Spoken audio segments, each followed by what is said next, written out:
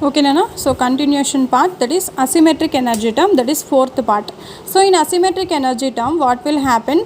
The number of, already we know that the protons and neutrons are existing inside of the nucleus. So how many number of protons and how many number of neutrons are existing inside of the nucleus, we don't know. For example, if the number of protons and number of neutrons are equal, that is Z is equals to N inside of the nucleus, then what will happen?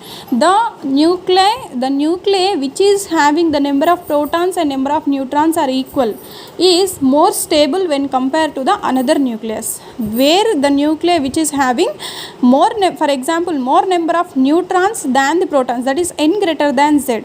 In that case, what will happen? The nuclei is lesser stable than N is equals to Z. N is equals to Z, nuclei is only more stable when compared to the N greater than Z. That is given by asymmetric energy term. So asymmetric energy tells us that whenever the nuclei which is consisting of equal number of protons and equal number of neutrons, then the nuclei is more stable. If the nuclei consisting of more number of neutrons than the protons, the nuclei is lesser stable than the N is equals to Z.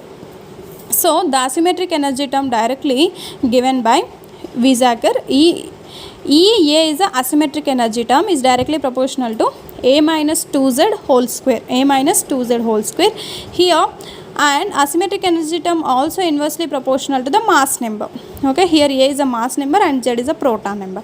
Now if you take these two values, finally you will get the asymmetric energy term equals to minus D is what? Total constant. If you remove the proportionality, D is a constant, and A minus 2Z whole square by A.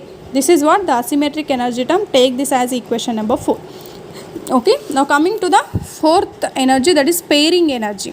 What is pairing energy? The nuclei which is having even number of protons and neutrons. For example, your nuclei is consisting of even number of protons and even number of neutrons, then that nuclei is called even nuclei.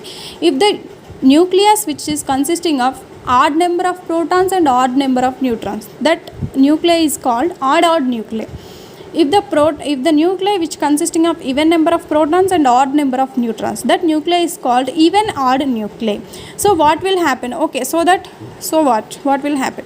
So the pairing energy depending on the different properties. That is, for example, if the nuclei is even, what will happen? If the nuclei is even odd, what will happen? If the nuclei is odd, what will happen?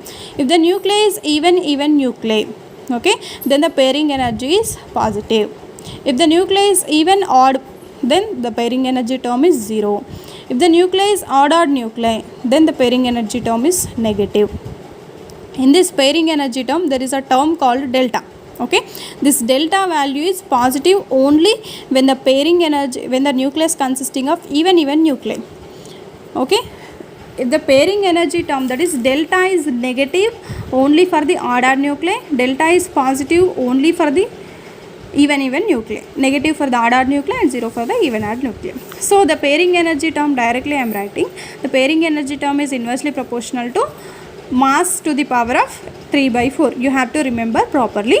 So here the pairing energy term, if you remove the proportionality constant, it is EP is equals to minus delta divided by A 3 power 4. A power 3 by 4. This is pairing energy term, equation number 5. Now let us add all the equations, that is volume energy term. By adding all the equations, you will get the binding energy. This is called empirical formula. Okay, that is semi-empirical mass formula. Volume energy term, surface energy term, Coulombic energy term, asymmetric energy term, and next pairing energy term. Substitute all the equation number 1 to equation number 5 in this equation. Okay, this is what the binding energy equation. Okay, the semi-empirical mass formula from the binding energy. Binding energy is equals to A minus B into A to the power of 2 by 3 minus C Z into Z minus 1 by A power 1 by 3 minus D A minus 2Z whole square by A plus R minus delta by A to the power of 3 by 4. So very important for the long answer question. Listen carefully. Thank you.